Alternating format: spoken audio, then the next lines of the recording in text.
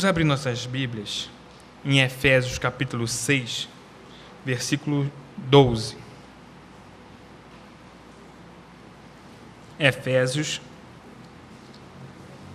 capítulo 6, versículo 12.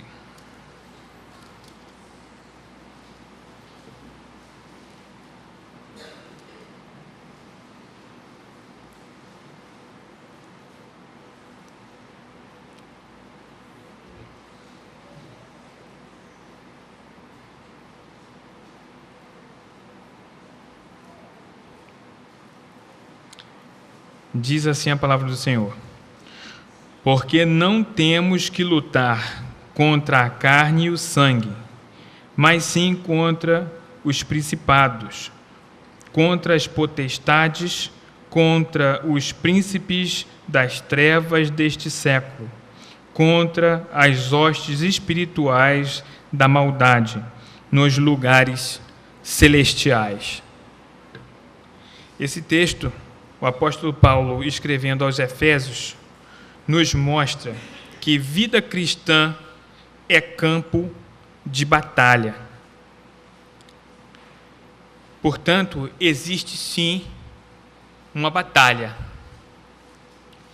Recentemente eu estava assistindo um desenho animado com meus filhos e o filmezinho lá, o desenho contava a história de um leão que havia sido afastado do seu habitat natural e foi parar no cativeiro, vivendo em cativeiro, e foi parar no zoológico, e lá no zoológico ele fazia as coisas que as pessoas aplaudiam. Até que por uma dessas vicissitudes lá do desenho, o leão voltou para o seu habitat natural, já depois de grande. E ele pensava que bastava fazer aquilo que ele já sabia fazer, já estava acostumado a fazer no zoológico, mas ele descobriu pela primeira vez e da forma mais dolorosa que ele precisava lutar para sobreviver. E eu gostei muito dessa parte desse desenho, porque quando ele chegou à conclusão que a prova que ele tinha que enfrentar, na verdade, era uma batalha que ele precisava travar com outro leão, quando ele tomou consciência disso, ele já estava detonado. Ele já estava derrotado, já estava humilhado e já tinha sido banido do bando que ele fazia parte. E, infelizmente, há muitas pessoas ignorando essa realidade, que a vida cristã é, na verdade, uma vida que é uma guerra. A realidade espiritual que o apóstolo Paulo está apresentando aqui é uma realidade de guerra. E os verdadeiros discípulos de Cristo vivem em estado de guerra. Então, existe os leõezinhos dançando enquanto deviam estar brigando, e existem os leões que realmente estão fazendo a sua parte. Mas contra quem é, afinal, a nossa batalha? O texto aqui que acabamos de ler aponta contra quem nós não devemos lutar e contra quem nós devemos lutar. Vamos ler de novo? Porque não temos que lutar contra a carne e o sangue. Isto é, não devemos lutar contra nossos semelhantes. A nossa guerra é contra as hostes do mal. Não é nesse terreno físico, é no terreno espiritual. Porque o nosso inimigo é o diabo, é Satanás. Ele não está nessa realidade material. Aqui ele joga o veneninho dele. Então nós não temos que lutar contra pessoas. As pessoas, quando estão a serviço de Satanás, são vítimas também. Não é o inimigo propriamente dito, não é o nosso adversário. O próprio Senhor Jesus nos alertou assim: lá em João 10:10. O ladrão não vem senão a roubar, a matar, a destruir. Eu vim para que tenham vida e tenham com abundância. Deus quer que saibamos quem é o nosso inimigo. O Senhor Jesus não disse, não deu esse alerta por acaso. É importante nós sabermos quem é o nosso inimigo. Em toda a história da humanidade, sempre houve guerras. Muito se escreveu já a respeito do conhecimento desenvolvido pelo homem nas questões de estratégias de guerra. Lá no século IV a.C., um grande general oriental, ele escreveu várias dessas estratégias de guerra e chamou isso até de arte da guerra. E os seus escritos são lidos até hoje. E tem um que eu vou citar para vocês, porque tem a ver com a mensagem. Diz assim: se você conhece o inimigo e conhece a si mesmo, não precisa temer o resultado de 100 batalhas. Se você se conhece, mas não conhece o inimigo, para cada vitória alcançada, sofrerá também uma derrota. Se você não conhece nem o inimigo, nem a si mesmo, perderá todas as batalhas. Então esse é um bom senso de um general. Ele, diante de tantas batalhas que ele enfrentou, ele percebeu que precisava conhecer o seu inimigo e a si próprio, saber qual era a capacidade bélica do seu exército e saber qual é a capacidade bélica do seu opositor. É bastante razoável que precisemos saber quem efetivamente é nosso inimigo, para sabermos de onde partirão os ataques e quem deve receber o nosso apoio, aplauso, confiança, afeição.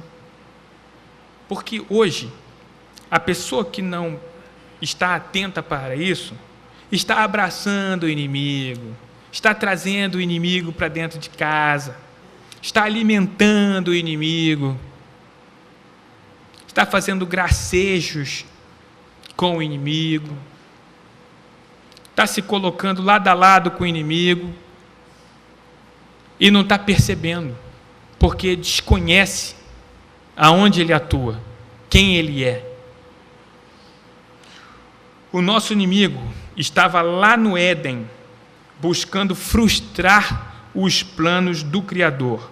Lá em Gênesis 3, nós podemos ver como ele mentiu acerca do caráter de Deus e suas motivações. Como é que a serpente se apresentou para Eva? Qual foi o argumento dela? Ela disse: é certo que você não pode comer nenhum das árvores do jardim? Primeiro ela queria chamar atenção para uma árvore específica. Aí Eva: não, só daquela árvore ali que fica no centro que eu não posso comer, nem tocar nela. Aí a serpente: não é bem assim. É claro que você não vai morrer se você comer dessa árvore. Deus falou isso porque ele receia que, se você comendo, fique sabendo do bem e do mal e você fique igual a ele. Porque ele sabe que, se o dia que você der uma provada nesse fruto dessa árvore, você vai ser como ele. Aí Eva começou a admirar o fruto e começou a perceber que o fruto poderia ser agradável ao seu paladar e poderia produzir realmente conhecimento. Ela já estava totalmente sugestionada pelos argumentos da serpente. E aí ela tomou do fruto e o comeu e deu a Adão.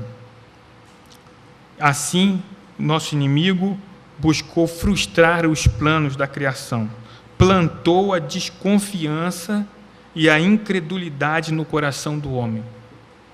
Como consequência disso, conseguiu introduzir a iniquidade no coração humano e toda a natureza foi transtornada e abalada. O maior crime ambiental a que se teve notícia até os dias de hoje.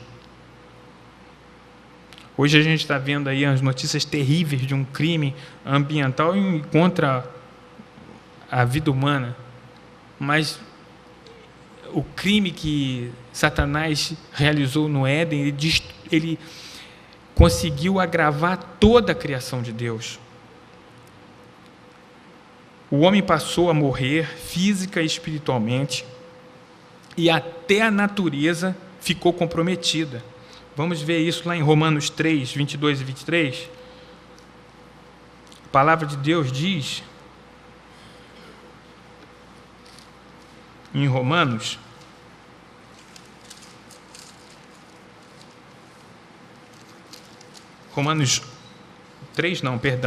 8, 22 e 23, diz assim: e não só ela, 22, porque sabemos que toda a criação geme e está juntamente com dores de parto até agora. E não só ela, a natureza, mas nós mesmos, que temos as primícias do Espírito, também gememos em nós mesmos, esperando a adoção de filhos, a saber, a redenção do nosso corpo. Toda a natureza foi agravada, foi prejudicada por aquele ato lá no Éden. Ele também tentou destruir o Messias e impedir que ele realizasse a redenção da humanidade. Lá em Mateus 2,16, nós vimos Satanás buscando destruir Jesus enquanto ele ainda era um menino, através de Herodes perseguindo os meninos que nasceram por aquela época, no intuito de destruir Jesus. Pessoalmente também, quando Jesus já estava realizando o seu ministério, pessoalmente tentou neutralizar e dissuadir Jesus, o Messias, a mudar o seu propósito. Lá em Mateus 4, 9, nós lemos a narrativa do evangelista acerca da tentação de Jesus no deserto. Satanás pessoalmente foi lá tentar mudar o propósito da vinda do Messias. E o Senhor Jesus venceu aquela batalha contra Satanás. No decorrer do seu ministério, entre os homens, várias vezes Jesus foi atacado, buscaram matar Jesus, mas as circunstâncias não levaram a esse fim, porque ainda não era chegada a hora dele. Evangelho de João, capítulo 7, versículo 30, vou ler para vocês verem. Evangelho de João 7, 30.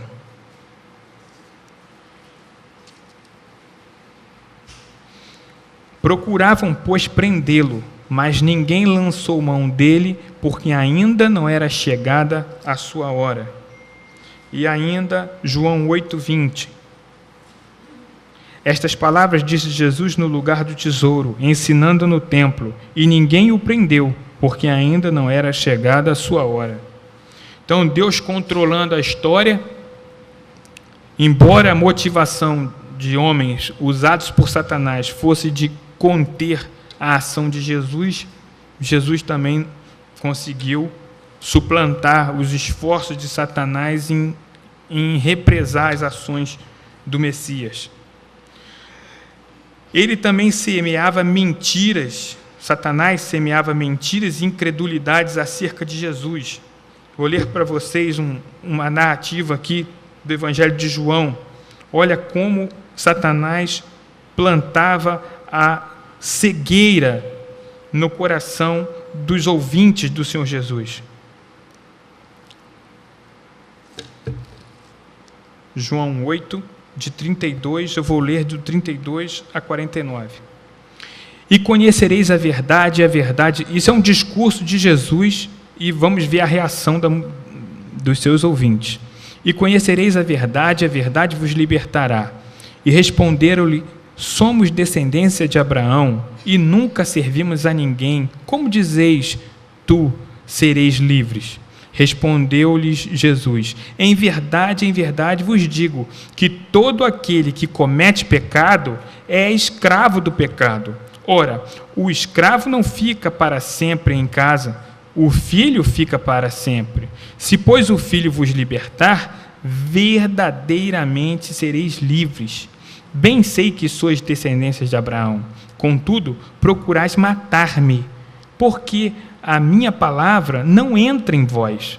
Eu falo do que vi junto de meu pai, e vós fazeis com que também viste junto de vosso pai. Responderam-lhe e disse-lhes: nosso pai é Abraão. Jesus disse-lhes: se fosseis filhos de Abraão, faríeis as obras de Abraão, mas agora procurais matar-me, a mim, homem que vos tem dito a verdade, que de Deus tem ouvido. Abraão não fez isto. Vós fazeis as obras do vosso pai. Disseram-lhe, pois: nós não somos nascidos de prostituição, temos um pai que é Deus. Disse-lhes, pois, Jesus: se Deus fosse o vosso pai, certamente me amaríeis, pois que eu saí e vim de Deus, não vim de mim mesmo, mas ele me enviou. Porque não entendeis a minha linguagem, por não poderdes ouvir as minhas palavras? Vós tendes por pai ao diabo, e quereis satisfazer os desejos do vosso pai. Ele foi homicida desde o princípio, e não se firmou na verdade, porque não há verdade nele. Quando ele profere mentira, fala do que lhe é próprio, porque é mentiroso e pai da mentira. Mas, porque vos digo a verdade, não me credes. Quem dentre vós me convence do pecado? Se vos digo a verdade, por que não credes? Quem é de Deus, escuta as palavras de Deus. Por isso vós não as escutais, porque não sois de Deus. Responderam, pois, os judeus e disseram-lhes: não dizemos nós bem que és samaritano e que tens demônio? Jesus respondeu: eu não tenho demônio, antes honra meu Pai, e vós me desonrais. Então vejam que o diálogo foi tenso de Jesus com os fariseus, com os religiosos daquela época. E Jesus mostrando que, por eles não crerem na verdade, eles eram filhos do diabo, estavam se portando como filhos do diabo, que era o pai da mentira, porque eles não estavam querendo reconhecer a verdade. Bom, Satanás vem tentando destruir o ministério de Jesus. E talvez você possa estar se perguntando: mas de onde vem tanto ódio? Qual a origem dessa guerra? Nós acabamos de ler aqui que Satanás, desde o início, era homicida. De onde vem esse ódio? Vamos ver aqui na Bíblia, Isaías 14, 13 a 14. Isaías 14, 13, 14. Tu dizias no teu coração: eu subirei ao céu, acima das estrelas de Deus, exaltarei o meu trono, e no monte da congregação me assentarei. Nas extremidades do norte, subirei acima das mais altas nuvens, e serei semelhante ao Altíssimo. A iniciativa de Lúcifer era essa: subirei, serei semelhante a Deus, exaltarei meu trono. Vemos nesse texto que Lúcifer foi o único responsável por sua escolha perversa. O relato deixa claro que o orgulho fez com que Lúcifer caísse numa terrível armadilha. Lá em Ezequiel 28, de 13 a 15, se quiserem acompanhar aí nas suas Bíblias, Ezequiel 28, de 13 a 15, diz assim: Estiveste no Éden, jardim de Deus, de toda a pedra preciosa era a tua cobertura, sardônia, topázio, diamante, turquesa, ônix, jaspe, zafira, carbúnculo, esmeralda e ouro. Em ti se faziam os teus tambores e os teus pífaros. No dia em que foste criado foram preparados. Tu eras o querubim, ungido para cobrir, e te estabeleci no monte santo de Deus estavas. No meio das pedras afogueadas andavas. Perfeito eras nos teus caminhos, desde o dia em que foste criado, até que se achou iniquidade em ti.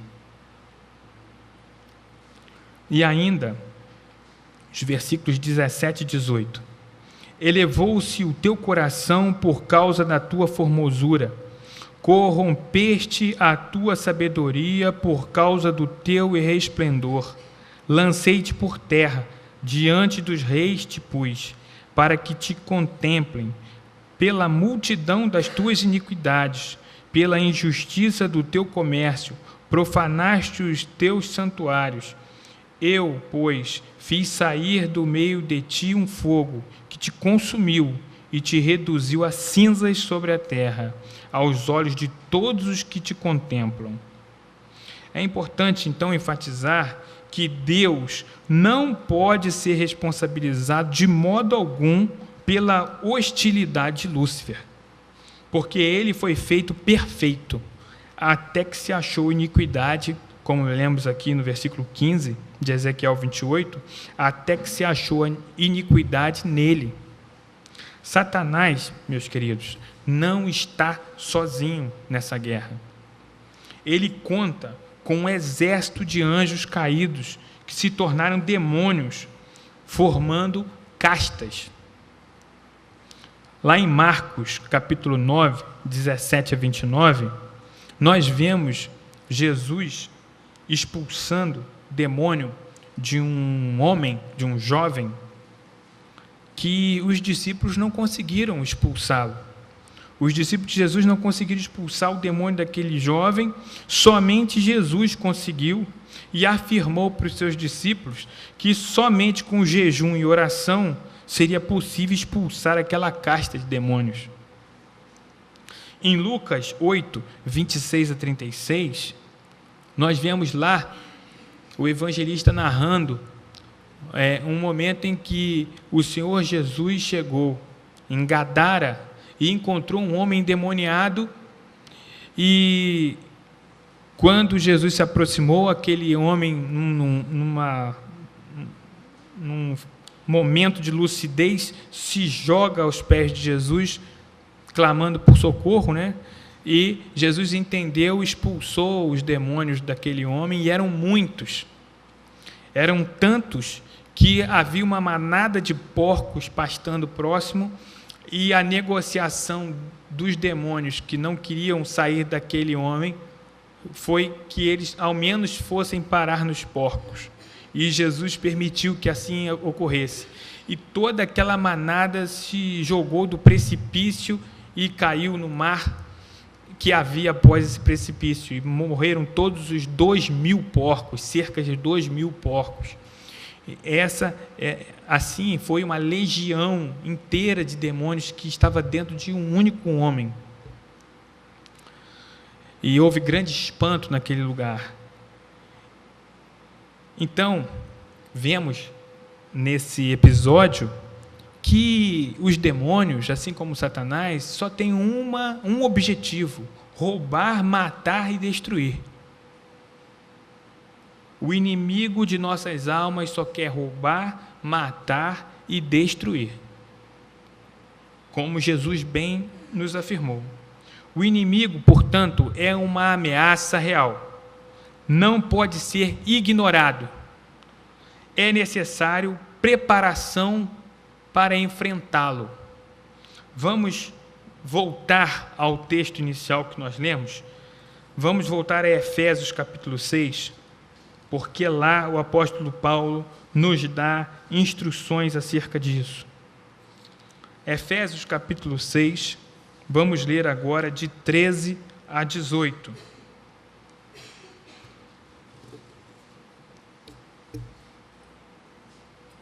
Obrigado. Diz assim a palavra do Senhor, Efésios 6, de 13 a 18. Portanto, tomai toda a armadura de Deus, para que possais resistir no dia mau, e havendo feito tudo, ficar firmes. Estais, pois, firmes, tendo cingidos os vossos lombos com a verdade, e vestida a couraça da justiça, e calçados os pés na preparação do evangelho da paz, tomando sobretudo o escudo da fé, com o qual podereis apagar todos os dardos inflamados do maligno. Tomai também o capacete da salvação e a espada do Espírito, que é a palavra de Deus, orando em todo tempo, com toda oração e súplica no Espírito, vigiando nisto com toda perseverança e súplica por todos os santos. Quem está vestido com o cinturão da verdade não se atrapalha com as nuances que podem confundir e trazer dúvidas ao crente. Porque o que é o cinturão da verdade? O apóstolo Paulo está fazendo uma alusão à vestimenta de um militar daquela época. O militar daquela época precisava usar um cinturão sobre as vestes que ele tinha, que eram compridas, iam do ombro até os pés. Então precisava, para garantir uma boa mobilidade, um cinturão para amarrar aquele pano todo na cintura. Então o cinturão da verdade tem essa função de dirimir as dúvidas. Imagina uma pessoa vivendo no desconhecimento, sem ter o conhecimento da verdade. Vai ser enganado por Satanás. Por isso o cinturão. A couraça da justiça representa suas decisões, trazendo somente benefícios e eliminando o risco de atingimento. Couraça da justiça. Quando o crente anda no caminho da justiça, realizando somente aquilo que é reto, ele está se protegendo, porque as consequências de seus atos serão sempre positivas. As sandálias da preparação do Evangelho da Paz representam a prontidão, a disposição em levar a mensagem da reconciliação do pecador arrependido com o Deus perdoador. Então, essa preparação do Evangelho da Paz é essa disposição que o crente tem que ter de ser um pacificador, de levar à reconciliação o homem ainda preso no pecado. O escudo da fé contra os dardos inflamados do maligno. O maligno tem as suas lanças com a ponta fumegante, com fogo, e elas vêm na nossa direção. Irmãos, isso é linguagem figurada. Mas quando nós ligamos a nossa televisão, por exemplo, é isso que nós vemos. Nós somos atingidos pelos dardos inflamados do diabo. Quando andamos nas ruas, quando recebemos alguma mensagem pelas mídias sociais, estão chegando dardos inflamados do diabo. E é necessário que haja o escudo da fé. É necessário que cada guerreiro esteja portando esse escudo da fé. Vamos ver o que pode acontecer com o incrédulo para nós valorizarmos a fé. Mateus 12, 38 a 45. Mateus 12. é outro embate de Jesus com os incrédulos. Mateus 12, de 38 a 45. Então, alguns dos escribas e dos fariseus, tomando a palavra, dizendo: Mestre, quiséramos ver da tua parte algum sinal. Mas ele lhes respondeu e disse: Uma geração má e adúltera pede um sinal, porém não se lhe dará outro sinal, senão o do profeta Jonas. Pois, como Jonas esteve 3 dias e 3 noites no ventre da baleia, assim estará o Filho do Homem 3 dias e 3 noites no seio da terra. Os ninivitas ressurgirão no juízo com esta geração e a condenarão, porque se arrependeram com a pregação de Jonas. E eis que está aqui quem é mais do que Jonas. A rainha do meio-dia se levantará no dia do juízo com esta geração e a condenará, porque veio dos confins da terra para ouvir a sabedoria de Salomão, e eis que está aqui quem é mais do que Salomão. E quando o espírito imundo tem saído do homem, anda por lugares áridos, buscando repouso, e não o encontra, então diz: voltarei para a minha casa, de onde saí. E voltando, acha-a desocupada, varrida e adornada? Então vai e leva consigo outros 7 espíritos piores do que ele. E entrando, habitam ali. E são os últimos atos desse homem piores do que os primeiros. Assim acontecerá também a esta geração má. Então vemos aqui que a incredulidade é terrível. A incredulidade deixa a alma humana exposta a Satanás, exposta a ser usada por Satanás. É necessário, portanto, o crente estar portando o escudo da fé. É necessário crer para a salvação. A fé elimina esse risco de uma pessoa criada por Deus se colocar como escrava de Satanás. O capacete da salvação. O capacete protege o quê, queridos? A cabeça, a fonte das nossas decisões. Em 1 João 5,18, diz que o maligno não tem poder de tocar aquele que é nascido de Deus. Quem é nascido de Deus, o maligno não lhes toca. Essa é a verdade, é a realidade espiritual mais tranquilizadora que nós podemos ter. Quem é nascido de Deus, o maligno não toca. Porque está salvo. Salvação é o capacete que protege o guerreiro. A palavra de Deus é uma espada eficiente com que arma Jesus derrotou Satanás na tentação no deserto? Usou a palavra. Para cada insinuação de Satanás, Jesus citava um texto bíblico. Então, além desses elementos que o apóstolo Paulo fez um elo com o uniforme de um soldado, fez uma comparação muito inteligente, aplicando os conceitos de uma armadura para que facilitasse a compreensão dos seus interlocutores, né, dos leitores da sua epístola. Além desse aparato todo, existem também alguns exercícios, algumas práticas que o soldado, o combatente precisa realizar. São 2: oração e vigilância. Naquele texto que nós lemos lá em Efésios, mostra que o combatente tem que estar vigilante, orando pelos seus irmãos, vigilante, zelando pelos seus irmãos e zelando por si mesmo, orando por si mesmo.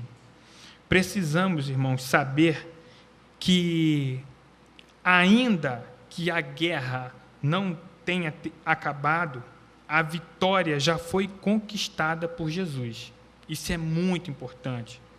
Lá em 1 Coríntios, capítulo 15, de 54 a 57, nós temos essa informação e certeza de fé que o Senhor Jesus já venceu por nós essa batalha. Aleluia! Porque essa vitória já foi ganha em Cristo Jesus. Lá em 1 Coríntios, nós temos essa informação. 1 Coríntios, capítulo 15, eu vou ler para os irmãos, de 54 a 57. E quando isto que é corruptível se revestir da incorruptibilidade, e isto que é mortal se revestir da imortalidade, então cumprir-se-á a palavra que está escrita: tragada foi a morte na vitória. Onde está, ó morte, o teu aguilhão? Onde está, ó inferno, a tua vitória? Ora, o aguilhão da morte é o pecado, e a força do pecado é a lei. Mas graças a Deus que nos dá a vitória por nosso Senhor Jesus Cristo. Portanto, queridos, a guerra continua, mas a vitória já foi alcançada. Lá na carta de Paulo também aos Tessalonicenses, na sua segunda epístola aos Tessalonicenses, capítulo 2, versículo 8, ele diz o seguinte: e então será revelado o iníquo, a quem o Senhor desfará pelo assopro da sua boca, e aniquilará pelo esplendor da sua vinda. Quando o Senhor Jesus voltar na glória do Pai, só a sua presença, com simples... Opa, foi bom que acordou alguns aí que já estavam sonolentos, né? Para ver se funciona. Antes tivesse feito isso há mais tempo, né? Mas quando o Senhor Jesus voltar na sua glória, só a sua presença gloriosa vai ser suficiente para aniquilar Satanás. Então essa vitória, irmãos queridos, já está ganha. Mas o inimigo sabe disso também, não é só nós que sabemos, o inimigo também sabe que a sua derrota é uma questão de tempo, mas ele não esmorece. Quer levar o maior número de almas com ele para a destruição. Portanto, nós precisamos manter-nos firmes, como o apóstolo Paulo nos orienta lá naquele mesmo texto de Coríntios, capítulo 15, que li há pouco. Lá no versículo 58, ele diz assim: portanto, meus amados irmãos, sede firmes e constantes, sempre abundantes na obra do Senhor, sabendo que o vosso trabalho não é vão no Senhor. Esse texto me fez lembrar uma batalha que o povo de Israel teve no deserto, e o povo estava na batalha sendo liderado por Josué, e Moisés, ainda vivo naquela ocasião, estava sobre o monte clamando a Deus para que Deus apoiasse o seu povo. E Moisés era humano, também se cansava. Então, quando os braços de Moisés ficavam cansados, ele arriava os braços. E enquanto ele estava com os braços arriados, os inimigos prevaleciam sobre o povo, sobre a sua nação, a nação de Israel. E quando ele voltava a erguer os braços, o povo prevalecia. E assim foi até que alguém resolveram escorar os braços de Moisés, porque ele, estando com os braços erguidos e embora escorados, a vitória estaria garantida, e assim foi. Então, meus irmãos, é importante essa perseverança, essa constância. Um combatente não pode, ora está brigando, outra hora está dançando. Ou ele está brigando, ou está brigando, e está brigando, e está brigando, e está brigando. Porque basta uma bobeira para tomar um nocaute e ir para a lona. Então, nós precisamos estar atentos. É guerra, irmãos. E, infelizmente, e essa foi a motivação da mensagem desta noite, tem muita gente como aquele leãozinho,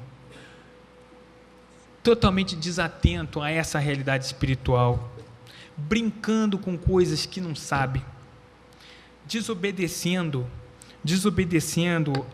as orientações do Pai. A desobediência é o pecado inicial do ser humano. Satanás buscou gerar justamente no ser humano um ato de desobediência. E a gente vê pessoas que já conhecem tanto das Escrituras, com um ato de hostilidade imaturo, não percebendo que a coisa é séria. Lá em Romanos, capítulo 1, diz assim: porque o céu manifesta a ira de Deus sobre toda impiedade e injustiça dos homens, que detêm a verdade em injustiça. Porquanto o que de Deus se pode conhecer, nele se manifesta, porque Deus lhe manifestou. Porque as suas coisas invisíveis, desde a criação do mundo, tanto o seu eterno poder como a sua divindade, se entendem e claramente se veem através das coisas que estão criadas, para que essas pessoas fiquem indesculpáveis, porquanto, tendo conhecido a Deus, não o glorificaram como Deus, nem lhe deram graças, antes, em seus discursos se desvaneceram, e o seu coração insensato se obscureceu. Dizendo-se sábios, tornaram-se loucos, e mudaram a glória de Deus incorruptível em semelhança da imagem de homem corruptível, e de aves, de quadrúpedes e de répteis. Agora ele está falando de idolatria. Mas ele vai citar outros pecados aqui. Pelo que também Deus os entregou às concupiscências de seus corações, à imundícia, para desonrarem os seus corpos entre si, pois mudaram a verdade de Deus em mentira, e honraram e serviram mais a criatura que o Criador, que é bendito eternamente. Amém. Pelo que Deus os abandonou às paixões infames, porque até as suas mulheres mudaram o uso natural no contrário à natureza, e semelhantemente também os varões, deixando o uso natural da mulher, se inflamaram em suas sensualidades uns para com os outros, varão com varão, cometendo torpeza e recebendo em si mesmo a recompensa que convinha ao seu erro.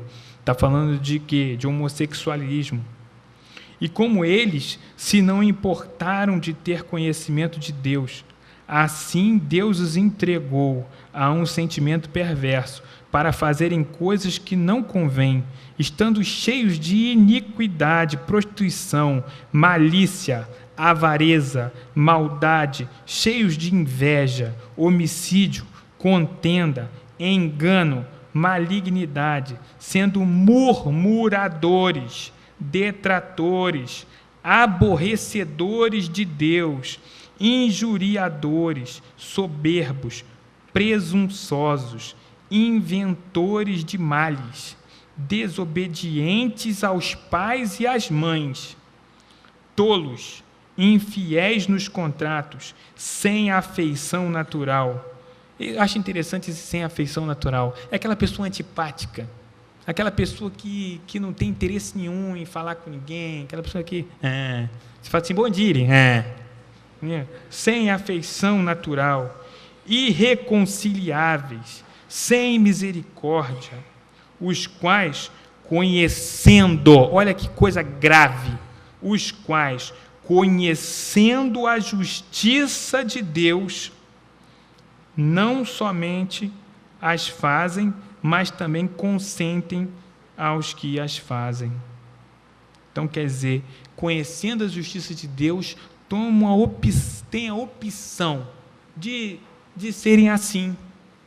De serem assim. Por quê?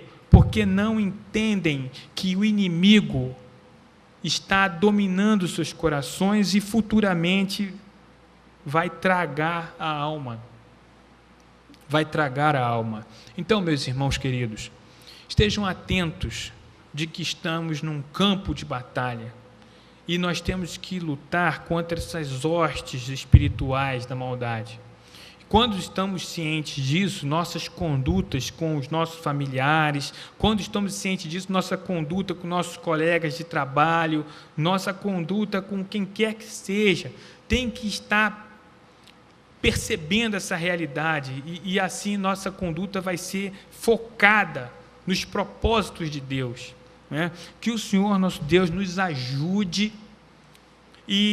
a vivermos assim, com esse sentimento de alerta, conhecendo quem é o inimigo, se posicionando de forma segura e prudente, falando o que precisa ser dito, com firmeza, mas com amor. E também, se porventura alguém aqui, que aqui está, ou mesmo aqueles que estão nos assistindo pela internet, e hoje percebe que precisa entregar sua vida a Jesus, percebeu o risco que está correndo, afastado do aprisco do Senhor, entregue a sua vida hoje a Cristo Jesus, pertença a Ele, receba a salvação, a vida eterna e o perdão que Ele te oferece. Venha para o lado certo dessa batalha. Abandone os gracejos, as bobagens, as desobediências e se sujeite a Cristo Jesus enquanto é tempo. Você pode tomar essa decisão ainda hoje e receber a salvação. Então, nós vamos nesse momento orar por você. E se você estiver aqui entre nós, tomou essa decisão ao lado de Cristo, você pode se manifestar, levantar o seu braço, aonde você estiver. Nós vamos ter muita alegria em poder te ajudar, em poder auxiliá-lo nessa nova caminhada com Cristo. Se você está nos assistindo pela internet e também tomou essa decisão ao lado de Cristo, faça um contato conosco, nós vamos ter muita alegria em apresentar-lhe uma igreja próxima à tua casa, para que você possa congregar lá e continuar a crescer no conhecimento de Deus. Vamos orar. Nosso Deus e Pai, a Tua palavra nos esclarece, Senhor, muito acerca desse estado que nós estamos vivendo agora, até a volta de Jesus.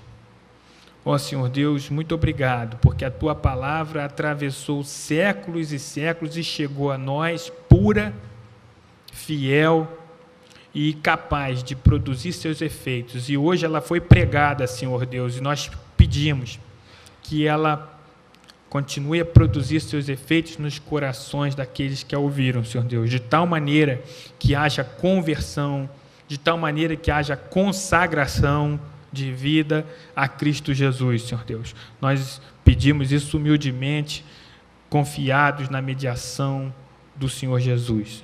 Amém, Pai.